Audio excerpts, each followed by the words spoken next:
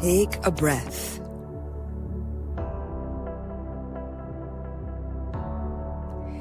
I am Lisa Hurley, activist, author, and community builder.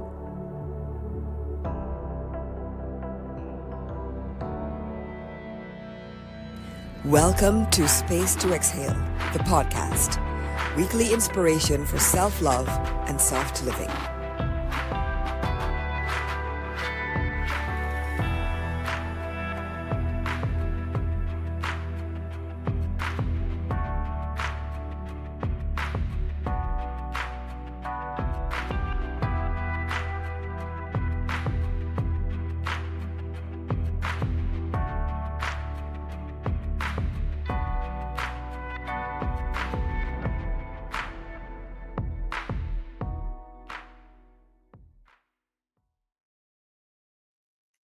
Hello, folks. Hi, everybody. Welcome to Space to Exhale, the podcast, a safe, serene sanctuary where we focus on high vibrations, affirmations, soft living, and self-care.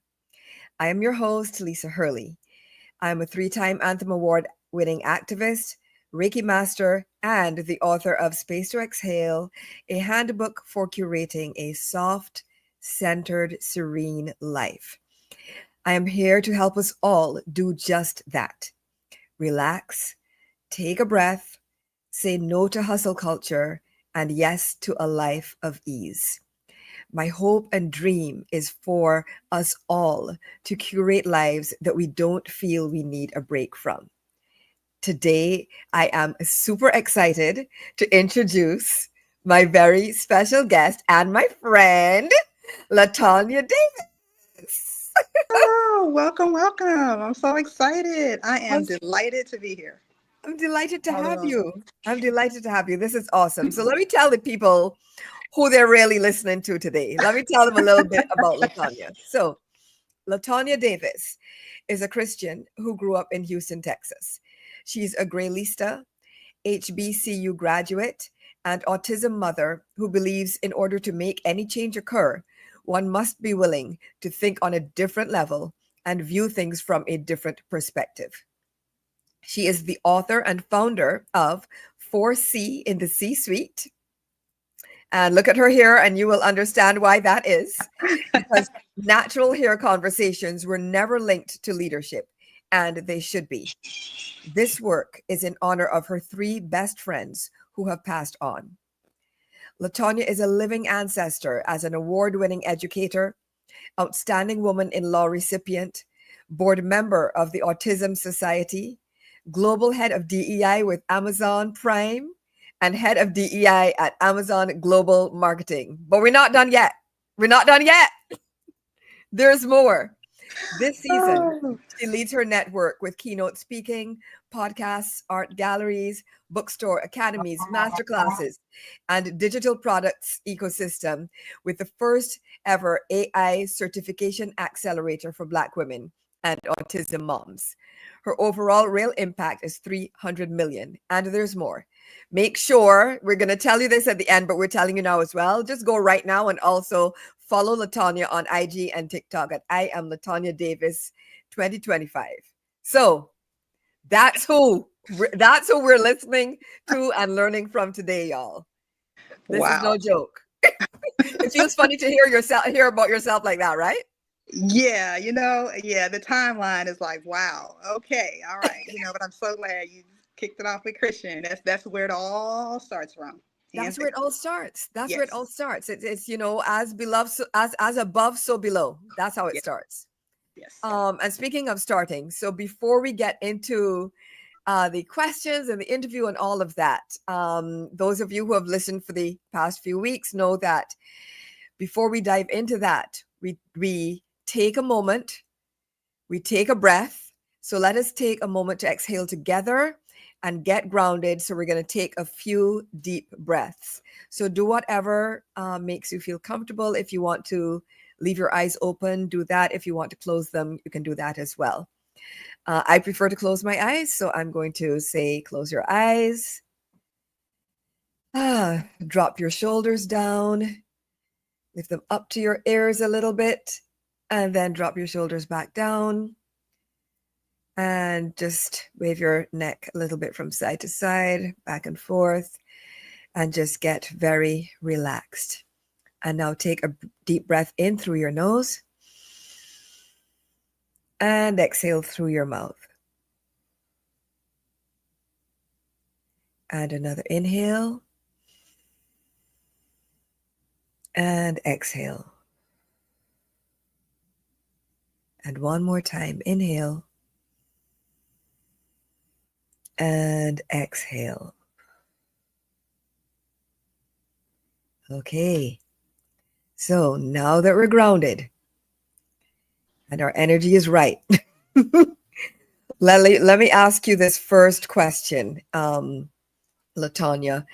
It's not really a question, actually. It's like, so when we were first talking about, okay, what are we going to do on this episode, right? What are we going to talk about? What are we going to focus on? And you said something that I thought was brilliant.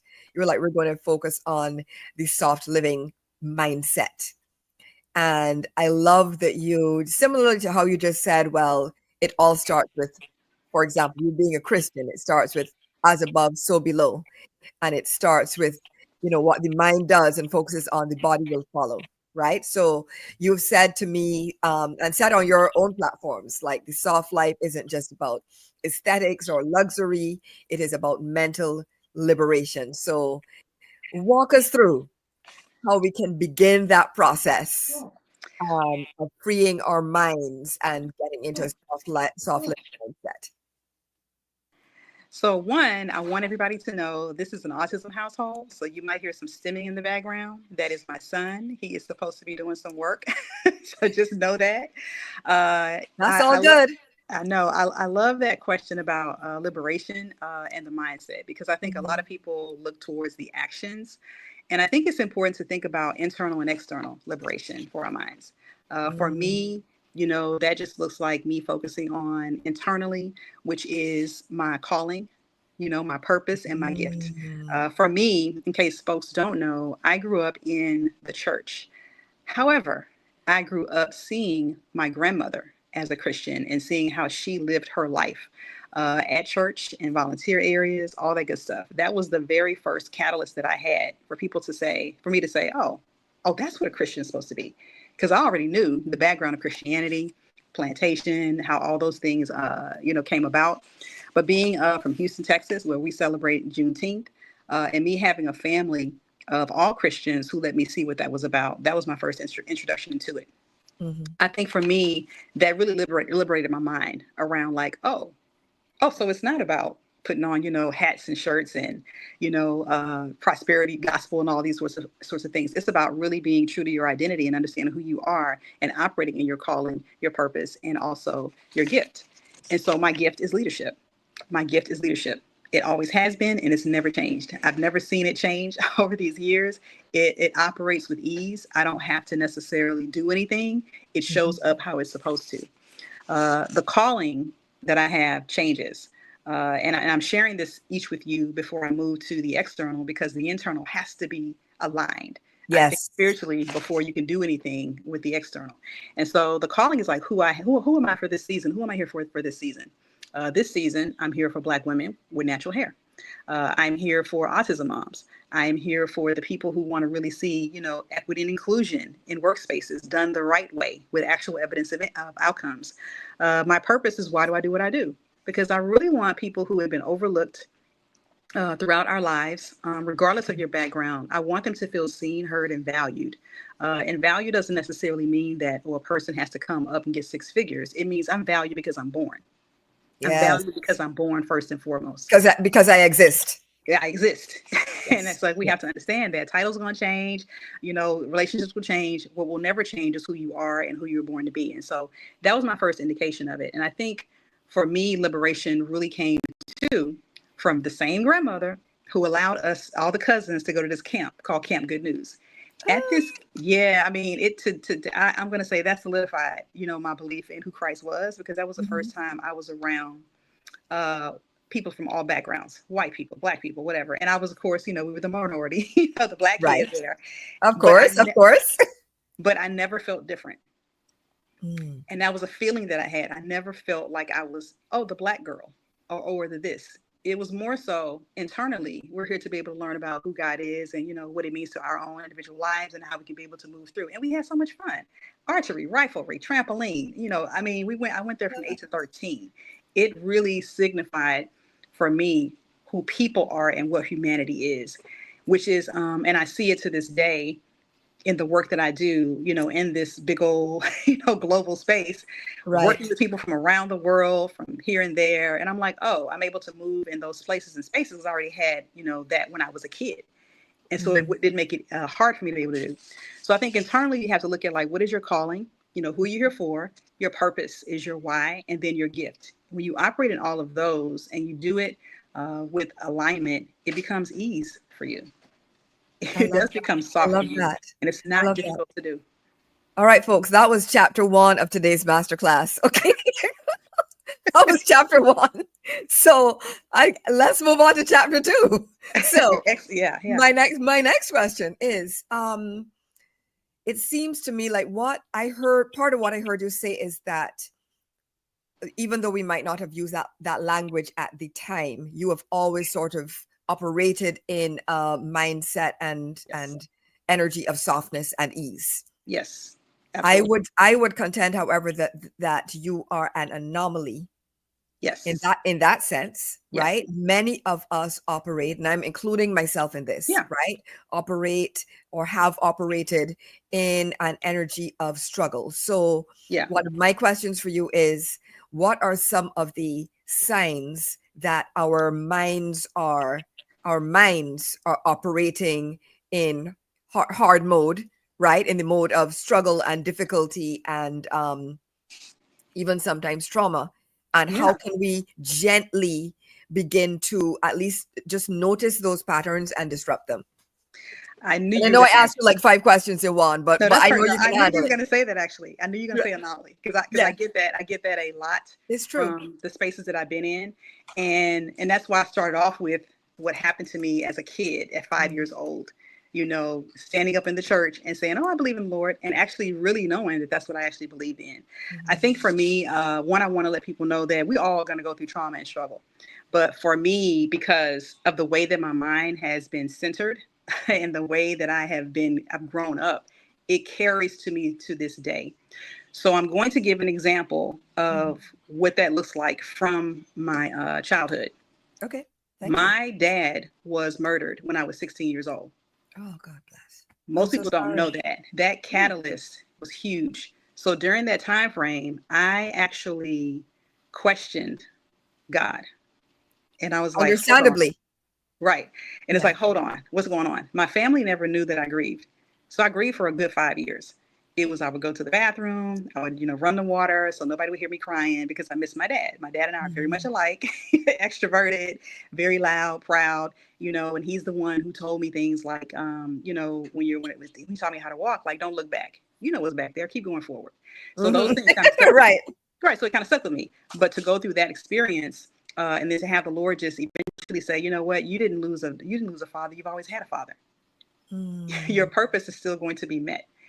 And so being able to go through that situation traumatically, had I not already had, my mindset set around just my own prayers and my scriptures, and for my own self, I would not have been able to go through that in the way that I went through it, because it happened again when my youngest brother was murdered as well. Oh my goodness. So I I'm so literally, sorry. thank you for that. But it's like I literally am a person who I went to funerals as a ritual. I was so used to going to a cousin It was here, just grandma there. That's just kind of what we did. And it's like, so right. you lose so many people. I didn't necessarily get numb. It was more so like, okay, Lord, so what is it that you need me to learn from this situation so that I can do X, Y, and Z? And that's where the resilience comes in. I know people don't like the word resilience as much, but I honestly can say that's where it comes from. And that's where the liberation comes from. Understanding that I was born for a purpose and that my purpose will not it was going to happen before I go to the grave. I know that. I know that. So I think that's so it comes from just like prayer. It comes from surrounding myself with the right people, having a spirit of discernment to know who you should be aligned with and who you should not, which is why I chose friendship and one of my best friends is online today as well. Hey, Lori. So it's just like being able to look at life from that standpoint. And so as I move throughout life, those two experiences significantly shifted my impact around what does it look like when you have to go through a situation. So at that point, I honestly said, what else can happen? So as I went through everything else in life, it was like, okay, this can't be worse than what I already went through. And that's how God positioned me to show up. So whether it was losing a job, quitting a job, terminating, being unhoused, not having money, I've gone from 0 figures to 6 figures. They don't define who I am at the end of the day. What defines me again is my calling and my purpose, who I'm showing up for, why am I here, and who am I going to do this for? That's where that comes from. And so that liberated mindset comes from that, and not allowing the struggle or not allowing the situations that happen to stop what it is that I'm supposed to do. Wow, I feel like I need to. Where's the collection plate? Because I feel like we're in church. This is absolutely. Oh my gosh! Listen, I don't think you knew this. You didn't know this about me. I don't think. You shared about your dad once, but it was a long time ago. Yeah. So we spoke about it briefly once, but not in depth. Yeah. But everything else, no, I didn't know everything else. But thank you so much for trusting me and all of us enough to share absolutely. That. And one of the things that stands out is that I think a lot of people are triggered by the phrase soft life or soft living because they seem to equate it with laziness or you've checked out or whatever. Which, mind you, if you want to check out and just do the minimum, that is your right. But that is actually not the case. Or they think that people who talk about soft living are sort of Pollyannas, right? In that, or have never had any problems, or they've always lived lives of privilege. But let me tell you, what you have been through, that is proof positive that you can go through the valley. Yes. You can go through the valley and still make it out of the valley and up to the mountaintop. And there will be other valleys, but you always know that you can make it out. 1,000%. Wow. 1,000%. Yeah. Amazing. Thank you so much. So, you and I are we've had our phone calls where we're both like, okay, well, we want to do this project and that project, and how do we do this? And I don't know, the course and the book and the this and the that, and we all are doing. We both do like a million things all at the same time, all at 100%, right? But yes, I do think that both of us have a clarity in our minds that, okay, we can do that and go at 100%, but there needs to be a time where we slow things down. So my question is, but that is us and other, everybody is different. So in a world that, especially for people who look like us, Black and brown women, the world tends to demand from us that we produce and that we perform even through when we're in pain, like what you were talking about, that we always have to operate and deliver perfection. Yeah. So with that context, how do we push against that and begin to think more gently about ourselves and toward ourselves, especially let's say we all have moments of failure or fatigue, even in those moments, how do we either maintain or attain a mindset of softness toward ourselves? That's a great question. She's like, I'm thinking that, it's a couple. Well, one, let me go to the failure part. One, I think that we need to, I don't want to say redefine or reframe it, but we do not need to kind of redefine failure. So failure to most of us just seems like, oh my God, I didn't make it. I didn't do it, X, Y, and Z. And I think that we should frame it in terms of glow and grow. So you glow in terms of what did I do very well? And then the other part is your grow. What could I have done even better? Mhm. And I think that when we start looking at it from that standpoint, whether you're an entrepreneur or you're an employee or a mom or what have you, you look at it from that standpoint, you can sort of see yourself moving towards the next level. So I think that's really important. I think the other thing too is perfection. So it's so funny because I know that I'm definitely an anomaly, because any space that Yes. I've been in, people are always like, LaTonya's she's different. I'm Yeah. gonna give you all, and I'm gonna give you an example that's not quite tied to this, but I'm gonna just kind of share it. So most of y'all know, I've served as a consultant and have my own company, and that's one of the reasons why Amazon wanted me to come to serve as their head of DI for two of their companies. And for those who don't know, Amazon is not just Amazon. Amazon has multiple companies within it, run by different leaders. Just keep that in mind. So as I was leading one of the sessions one day, I was doing a business review, and I was kind of telling them, like, here are the results we have from the strategy X, Y, and Z. And I walked in the meeting, and before we started, I always made sure that all the leaders understood that we were going to talk about, like, what have y'all learned so far? What have y'all seen so far? What have you learned about, X, Y, and Z? But what I did this time is I said, hey, I'm going to let y'all know real quick. So I had to address a microaggression from someone real quick. I handled it. Mhm. It's okay. So now we can start the meeting. And their face was just like, I love that. whoa. And I said, well, I'm telling you that so that you understand sometimes how Black women have to show up.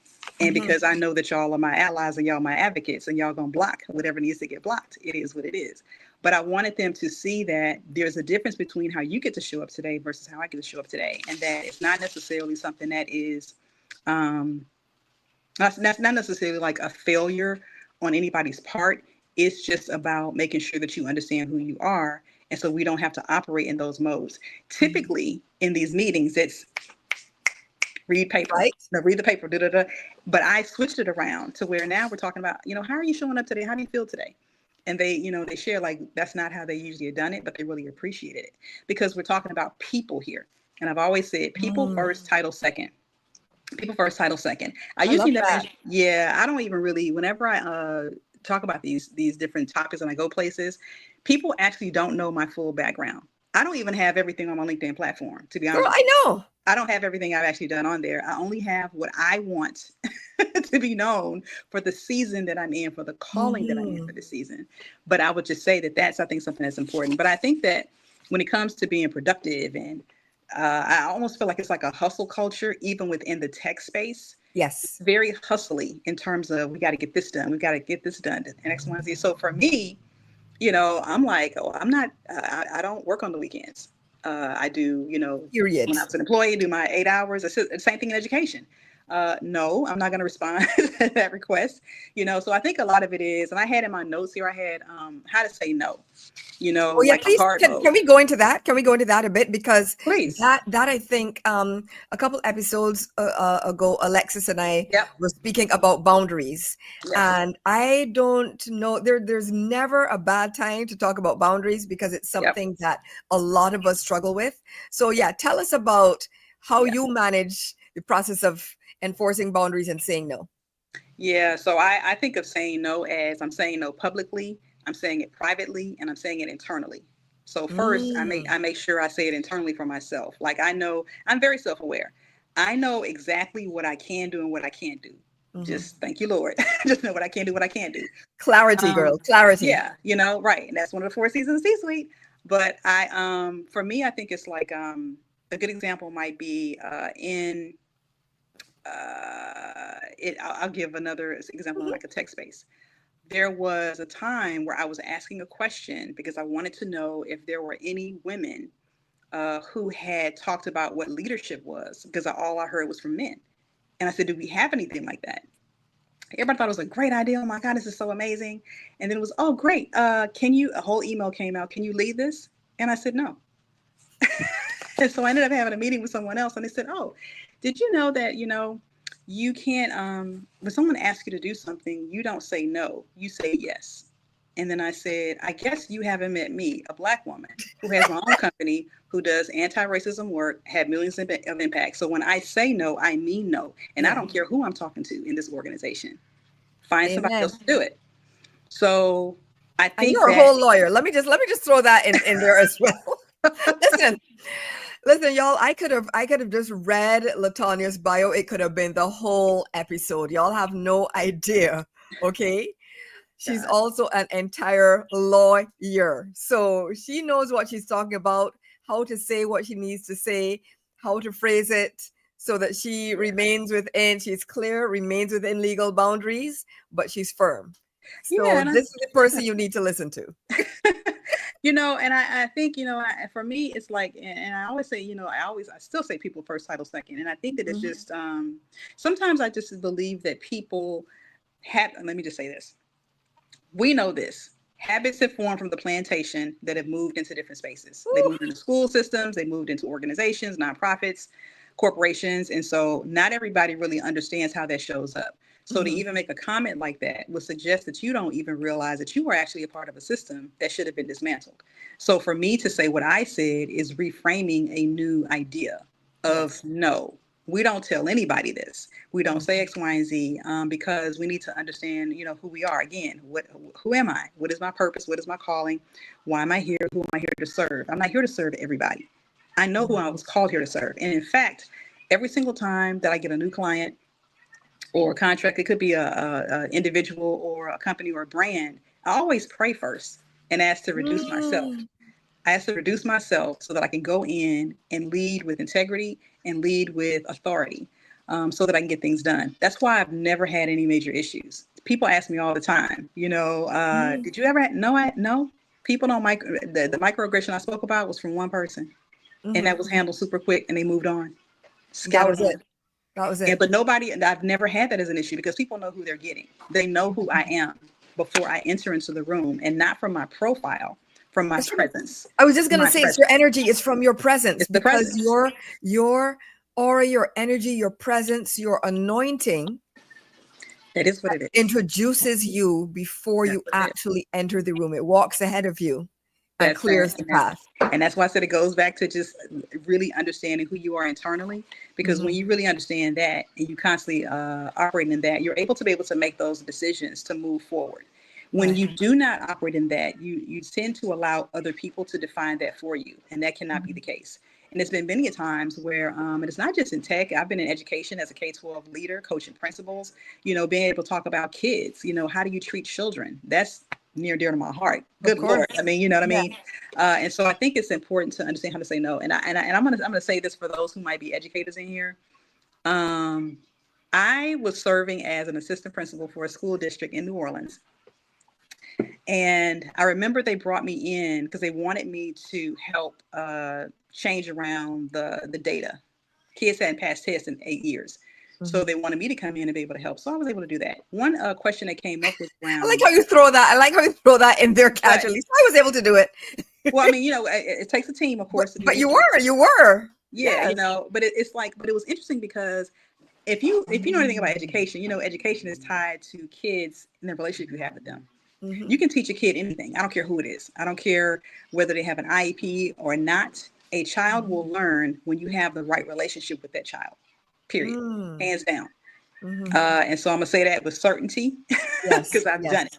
Yeah. And so, but one issue that came up was around detention. They wanted to have detention in the school setting, and it was myself and another AP who was a Caucasian female. I remembered I happened to be in my office that Friday evening. I usually leave early, but that day I was in my office and I overheard her having a conversation with a teacher, how she had already gathered all these signatures to have detention for the kids. And I said, thank you, Lord, for letting me see that. And so walked in on Monday morning. The principal wanted us to share, our thoughts. So I spoke first. Let me tell Mhm. you all something. Sometimes you need to be the first person speaking in the room Yes. because you set the tone for what is getting ready to happen. And I said, we will not have detention with these children. We're not going to send black and brown kids through a prison pipeline. Here's what we're going to do instead. Ooh. You could see her face just melt. She's probably watching this. She didn't know you even know all Good. this, but which is good, right? So she Yes. didn't. But anyway, so the principal looks, and I said, "Here's what we're going to do. We're going to go back and audit and find out why kids are behaving the way they are." So I was able Mhm. to find out from the kids what they wanted. I audited all the children, did a whole research thing with them, talked to the teachers. Teachers were like, we've never done this before. I said, if we think about this as a business, the Mhm. kids are the customers. You don't have a job without the children. So our responsibility is to make sure that they understand that they are first and foremost valued in this space and that their voices are heard. Within 6 weeks, changed it all around, found out some information I needed to find out, and then we got that thing handled. But it was interesting that, again, things that happen on the plantation morph themselves into these spaces, and people don't really know history. And so therefore, that's why it's so easy to say, let's go ahead and detain people, because we're used to putting people in jail and all those other kinds of things. And that's not what we're going to have. So I stopped that single-handedly. And I was just thinking to myself, that's a no. And I want people to understand, like, that's a no. A no can be from you. A no can be you standing up for somebody else, but it's going to look different ways. But you have to be able to honor yourself first. And when you honor yourself first, it's easier to move out into the other spaces privately and publicly to do what needs to be done. And so I just kind of wanted to share that too. I hope I answered your other question. Absolutely. Absolutely. No, this is all, it's just all so much gold is all I can call it. It's like treasure, because you are an anomaly. And I specifically wanted not to speak to you, but for people to hear from you, for people to hear from you, because more people who look like us need to know what is possible. Yes. And need to know that it is possible to be a, brown skinned or dark skinned black woman, with a big crown of natural 4C hair.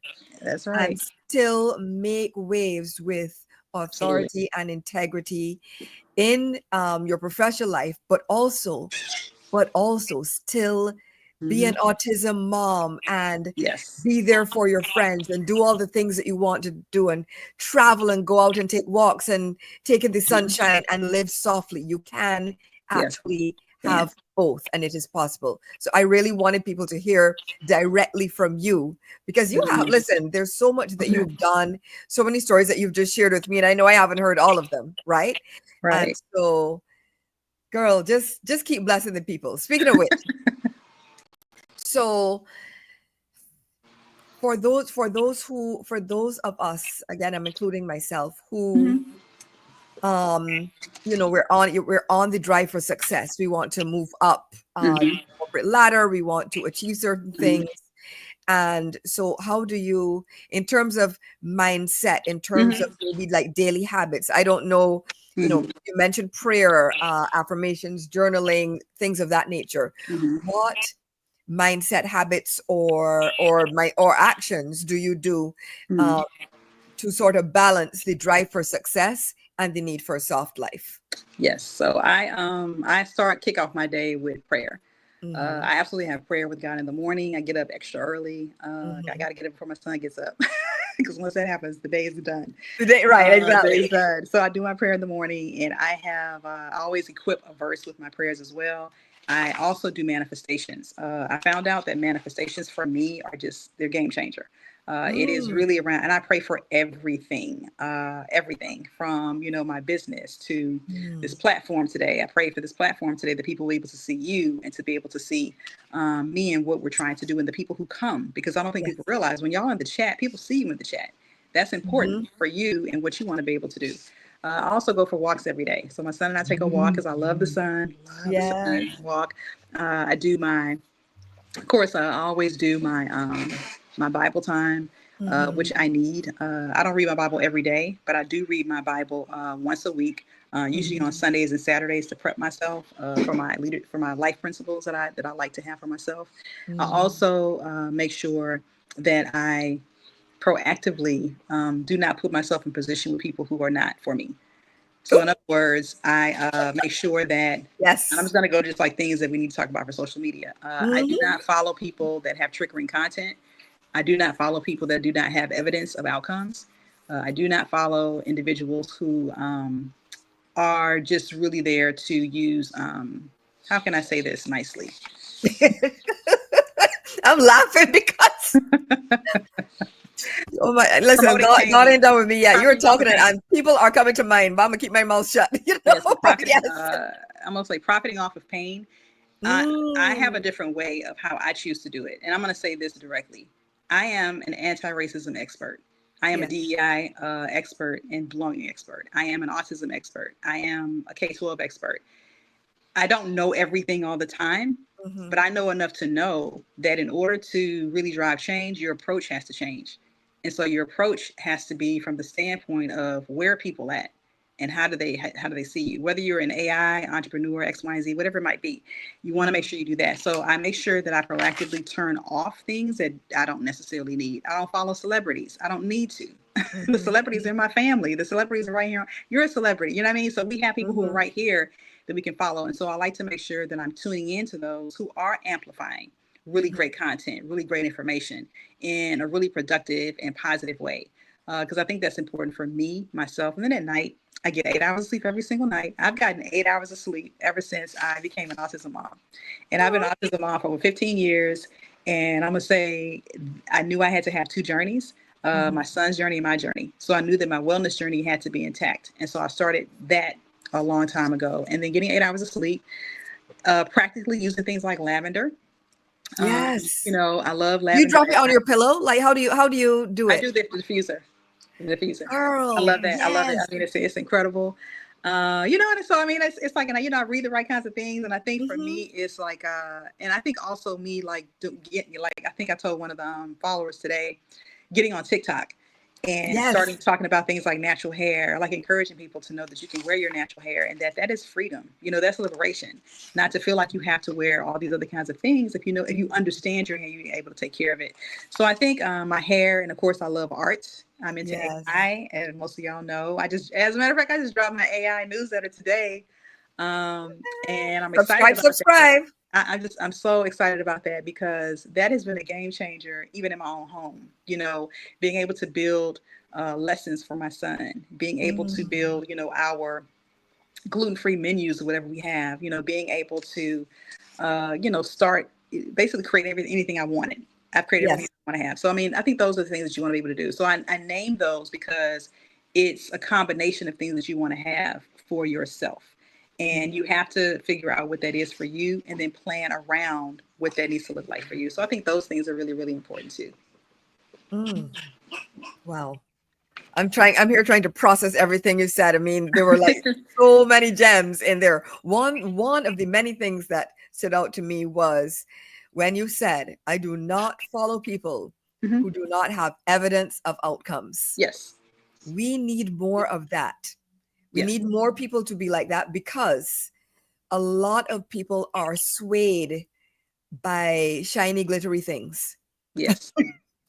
Yes. They're swayed by that. And you understand the mentality. It's partly because of how social media is set up. And I understand it. But when people are on social media or wherever selling you things, and those things might be actual things or services or promises or whatever it is they're selling, make sure that there is evidence of the outcome that they are promising you.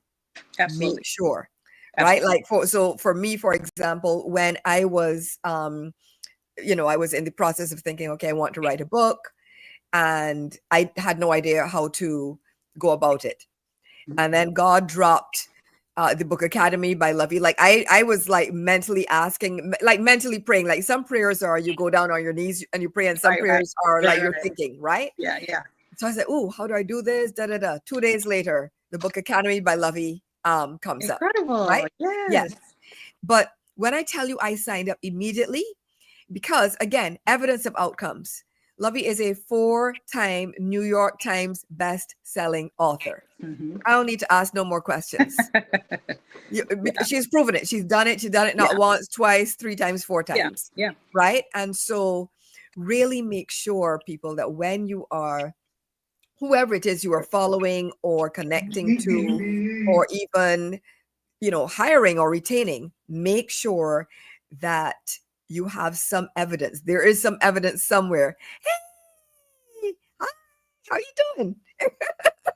He's like, I'm gonna be in the mix. He always is. He always is. And he should be. That's my coach. CEO. He should be in the mix. Yeah. So just make sure that you're doing your due diligence and check for referrals from people who you know and trust. Don't go out there just letting anybody into your life and letting and hiring random people because again they look glittery and shiny. all that glitters is not gold. Oh yeah. And being mindful too, I think also, and this is just another thing that we do, is being mindful of like discernment, just like being able to pray over it and making sure that we're mindful of who we choose to repost, because we will repost other people's as thought leaders, but we won't do the same thing for our own.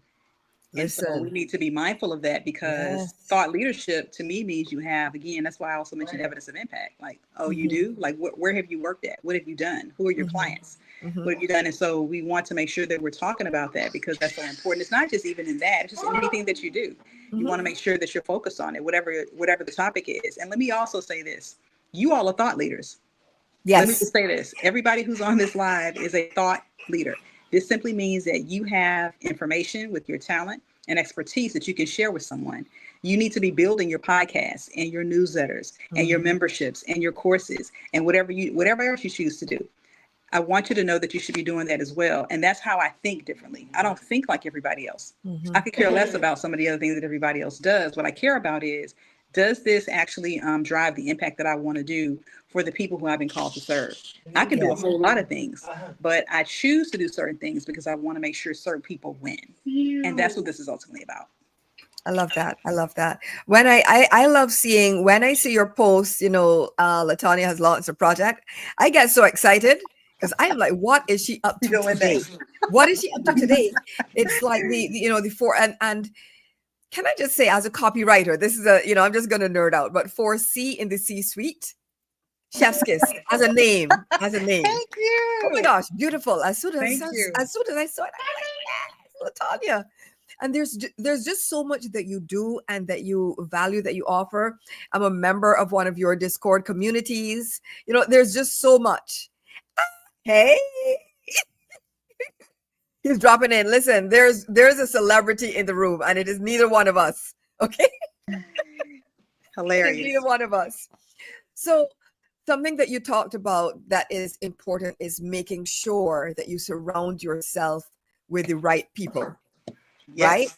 And so everybody who's been following the podcast for a while now, you know that every episode, like I asked my guests, okay, is there an excerpt that you want me to read? And so the one that LaTonya selected is about making sure that in addition to having the right mindset for living a soft life, your living a soft life is actually influenced by who you have around you, like having the right friends. So I'm going to read an excerpt about that, an excerpt from the book, and then we're going to talk a little bit more after that. Wonderful. Okay, so what makes a good friendship? We tend to prioritize romantic relationships over platonic ones, but our friendships are just as important as our intimate partnerships. It's great to be booed up, but it's just as important to be crewed up. I'm going to read that one again. It's great to be booed up, but it's just as important to be crewed up. Stop right now and think. Who is in your sister circle? Who are your bros? Who are the people that you know want you to win and will help you do it? Who are the women that bonfire upon mean girls energy and instead embrace sisterhood, collaboration, and mutual support? Who are the people who make you feel truly included? Who are the folks you can dance and laugh and be silly with? In other words, who are the souls around whom you feel safe enough to exist unmasked? As you live your life, the people with whom you spend the most time will have a big impact, positive or negative. So choose wisely. Surround yourself with the right kind of people. Your close circle could include members of your immediate family, buddies from school or university, and colleagues turned friends. But whoever they are, they should enhance your life rather than detract from it. You should feel better and be better by dint of having them in your life. Friendship should not feel like a struggle. There should be peace, harmony, and energetic concordance. Friendship should flow. Curating your circle is one of the most important things you can do to manifest a happier life. But how do you determine who belongs in your sanctum sanctorum? How do you divine who will be there for you versus who will betray or abandon you? We need to start doing friend assessments rather than keeping or letting people in our lives simply because of history or proximity. On the journey to curating your circle, it can be helpful to know what friendship red flags and green flags to look for. So, back to the original question: what makes a good friendship? Who should be part of our circle? How do we assess that? Here are some green flags to bear in mind. Keep around you friends who are trustworthy. Word is bond is an expression I grew up hearing. It means that if you say something, other people can trust you to keep your word. If you make a promise, people know you will deliver. Let your word be your bond and choose people whose words and actions you can trust. It can even be with something as simple as being on time. Thankfully, I have lots of people in my life who, if they say they're going to be in a certain place at a certain time, then that's where they will be. I can relax and know that they will show up. This carries over to other contexts because I can trust them to be on time. I can trust them in other ways as well. For instance, the people in my life who are punctual are also the ones who can honor a boundary and keep a confidence. So, yes, yes, yes. Talk to me, Miss LaTonya, because you chose this. You chose this, and there are other areas where I talk about friendship, but why this particular excerpt? Yes, I love that because I have I have 2 out of 5 friends that are currently still living. My best friends, Oh. 3 of them have, 1, 2, 3 have already passed away. So I have 2, I have 2 that are left, that are living ancestors. And so Yes. I am so blessed to have had incredible friendships with these women. So one is Andrea, one is Sheena, one is Gay. So Gay became like PhD in microbiology at Howard University. I was there when she gave her defense to get her PhD. Sheena was my college roommate, who went on to become an author. Just incredible things. Andrea, we met in law school, so she became a lawyer and did so many great things. And she actually was my son's grandmother, my son's godmother. Yes. And so all 3 of these women were significant in my life.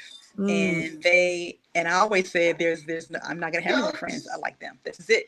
Laurie, who is on the call now, is my sorority Hey, sister. Laurie. So her and Gay are my sorority sisters. And of course, we all, pledged together. She's been in my life for a number of years, is my ride or die for sure. I love her to death. And Rafaela, who is an autism mom, who we met through our church, and our boys are the same. And so it's just great to have that. So I'm just saying all that to say that it's not easy to find people who are, you just gel, you get along well, call anytime, doesn't matter where it is, being able to have a crew of people who, you can call on no matter what, whether it's I need money, you need money. Right. They're there, whether it's I got to talk about, this dude X, Y, and Z, they're there. Being able to have a relationship like that with those women is hugely significant. And so each of their deaths, I wasn't sad about when they passed on. I was more so grateful for how they taught me about friendship. And so I carry it on. And so that's why I wanted to read that, because as you go through your life and your life journey, you need to have people in your life who you absolutely know that you can trust no matter what. And those women have done it. They did it for me. And so that's why I love what you said about booed up, crewed up. I love that. Thank you. Thank you. Well, I mean, I have, Annie. Annie's my girl. I wrote about her in the book, right? I wrote about her in the book. Actually, the chapter about curating your circle and about making sure you have good friends starts with, me sharing a story about how Annie and I met. And, she basically, I was like, I need someplace to live for a few months. She's like, okay, no problem. Like, it was literally as easy as that. And, I moved in, and she's, next day she was like, okay, well, you're driving me to work. I was like, wait, I got to use the car too? She's like, I'm tired. You're going to drive. Yeah. Exactly. But it was just like you said, the instant click, the ease of it, Mm-hmm. the the understanding, knowing that this person sees you and loves you Yeah. just as you are, As you are, unconditional. just as you are. Yeah. You know, I have friends who, you know, they know, you know, and some of them, many of them, I hope are, you know, I know are on this call.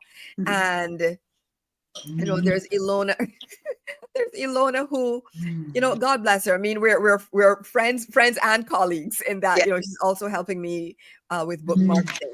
But because she knows that I am autistic and have ADHD, and she knows Lisa's going to forget stuff.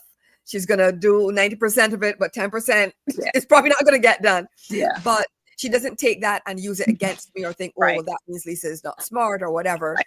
You know, like she works with me, bearing all of that in mind, and still loves me anyway. You know what I'm saying? And that really Right. means a lot to me because, you know, I've definitely had people like take, you know, some of, you know, my mental health diagnoses or things of that nature and use them against me.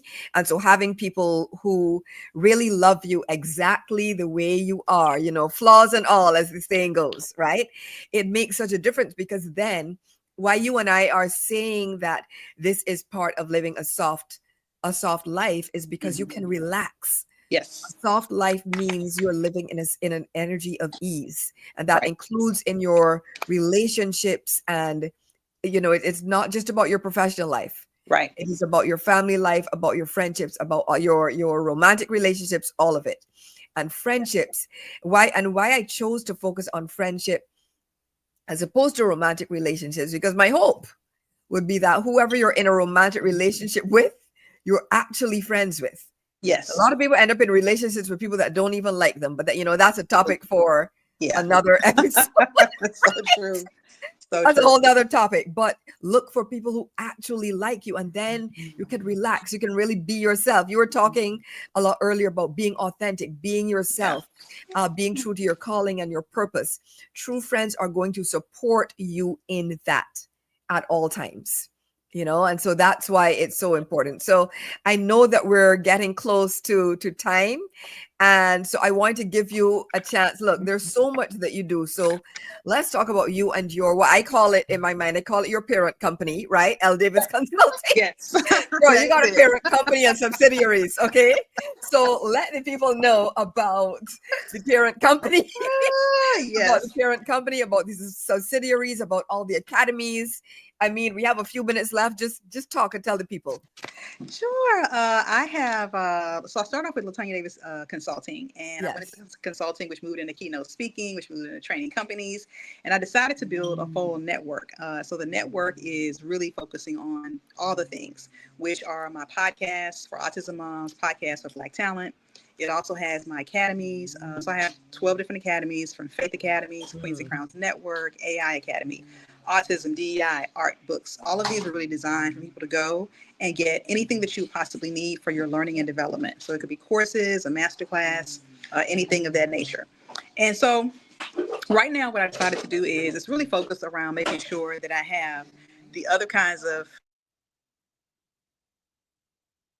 checking on my son. So it's also designed to make sure that we have like the AI, 3 things that I'm working on now. It's the AI Accelerator.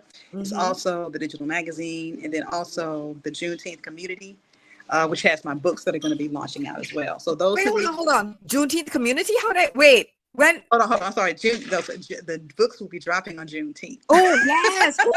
Ooh, that is fabulous. So yeah, those are for those who want to learn about 4th and the C-suite, and then also learning about. If you want to learn about culture change in workplaces, so the frameworks are there to be able to help people to learn all those things. So what I did is, let me just say this: I took my identity and created a full digital ecosystem around it. So my identity as an autism mom, as a natural hair naturalista. I have a whole academy with products for people who want to learn how to do that for your mind, your body, wellness, all those things. And then also just really being able to use my expertise in DEI for those who want to be able to learn how to do those kinds of things and learn from it. But really, it's about showing people how to build their own digital ecosystems, just like I've done too. Yeah. And can I just say well, this is my interpretation, and you can, you know, definitely correct me if I'm wrong, but I actually see everything that you do and the way that you've done it as part of you curating your soft life as well, because in many cases, you are working, at home. You are setting your own hours. You have mastery and control over your time and your schedule. So all of that, by empowering people with these tools and with these tools and all of this knowledge to be able to become more independent. All of that is part of it. It all ties into having the right mindset and living a softer life. And so we That's have it. five. Yeah, that's it, right? That was it. And so people can know this all started from me being an autism mom during Mm, COVID, and I began to homeschool. And when mhm. I created the homeschool products, I put it in a Facebook group, and 4,000 families downloaded it. So I decided to take it and build a business around it, and that's where every other business came from. So all the ideas y'all see, everything Wow. that's there, I actually did it and built them all. And so now you can also just learn from me. Yeah. That's amazing. What I love about that is it's you started by basically solving a problem for yourself. And the individual experience often is a universal experience. So you were like, okay, well, I'm Correct. dealing with this, right? I'm dealing with it. Somebody else must have this problem. And like you said, 4,000 families later, these people have downloaded what you took the time to create and curate for you and your son. And now you are helping so many other families. And you're also helping. I actually used to have a podcast about natural hair years ago. Like you say, we've yes, Oh, wow. it's called the Tea on Tap. It was myself and two of my friends, and we had a podcast about natural hair and curl types, and 3A versus 4C and all of that stuff, right? We talked about eyelashes. The eyelashes that like look like they belong on National Geographic. Yes. Right. We talked about those. It was fun. But basically to say, I also have an interest in natural hair. And our hair it's unfortunate, but it is a fact. Our hair is actually political.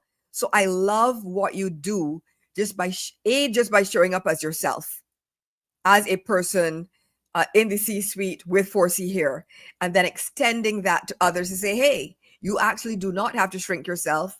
You do not have to, if you don't want to, you don't have to change your hair. You can, again, this is all part of living a soft life, is showing up authentically. And if that for you is, look, I have natural hair and I don't want to change it in order to be seen as a professional, then that's part of it too. And you're empowering so many other Black and brown women to do that. So I applaud you for I that love it. movement. I I love applaud you. everything. Yeah. If you all do one thing, make sure you go to the Natural Hair Academy. It's Yes. incredible. And we're even talking about, we're also talking about how the patterns of 1, 2, 3, and 4 are Eurocentric, and how we're going to switch that to just what they should be, coily and curly, like the ancestors did with the rituals of hair and all those sorts of things. And Mm, learning how to take your hair and building you a brand around it and driving your income from that. That is what I'm teaching Black women how to do. So I I love love that. I love it. that. Okay, so we're going to close out very shortly, but before we do, every episode I leave you guys with an affirmation. So, very fittingly, today's affirmation is, I am blessed with loyal friends whom I can trust. I am blessed with loyal friends whom I can trust. I am blessed Yes. with loyal friends whom I can. I can trust.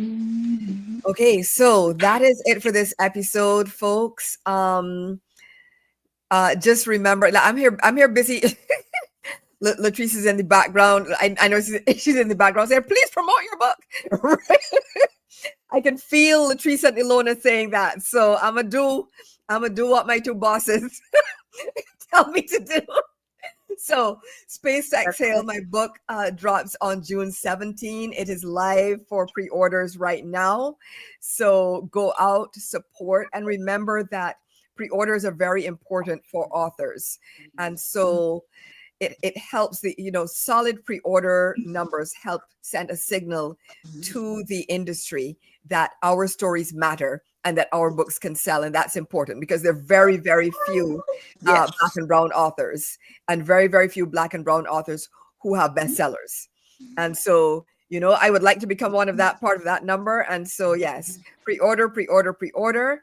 And, I think that's it for now. Thank you for attending. And LaTonya, girl, thank you. Thank you. I knew this was going to be amazing. And I don't know, you went above and beyond. And I am so grateful that you Thank said you. yes. Thank you. Thank you. Oh, thank you so much for the opportunity. Thank you all. I hope y'all had a Okay. wonderful day as well. All right. And so thank you for joining me on Space to Exhale, the podcast. I am looking forward to sharing space with you next week when I have a very special guest for you, Elaine Lynn Herring, author of Unlearning Silence. And if you're listening to this before the next episode, right, when I post the upcoming LinkedIn Live event, make sure to click attend to register. And, tune in every Tuesday live on LinkedIn to catch the vibes. If you can't make the live show, subscribe to the podcast on Spotify and YouTube to catch the replay. And to stay in touch, follow me on LinkedIn. Check out my website, spacetoexhalebook.com for updates about all the soft life shenanigans. And of course, if you want to dive deeper into what we discussed today, they are shenanigans, LaTonya. I know. Right? You know. Be sure to get a copy of my book, Space Exhale, available on Amazon, Barnes & Noble, Wiley Publishing, and wherever books are sold. So again, goodbye for now. I will see you next week. And remember, you are worthy of rest. You are worthy of love. And you are worthy of having time and space to exhale. Bye, everyone. Thank you.